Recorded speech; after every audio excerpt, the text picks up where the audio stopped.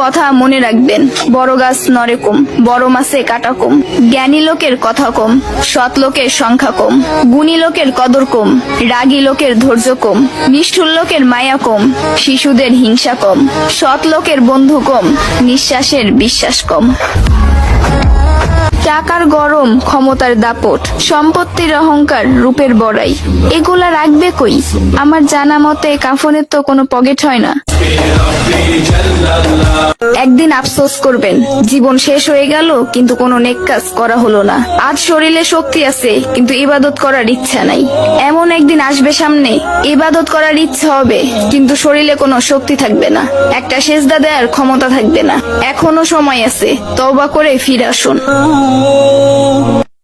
সন্তান যখন দুনিয়ার সম্পদ দ্বারা ধনী হয়ে যায়, তখন বাবা মা ভয়ে ভয়ে কথা বলে যাতে সন্তান রাগ না করে। আর সন্তান যখন ইমানের দৌলতের দ্বারা ধনী হয়ে যায়, তখন সন্তান ভয়ে ভয়ে কথা বলে যেন বাবা মা রাগ না করে।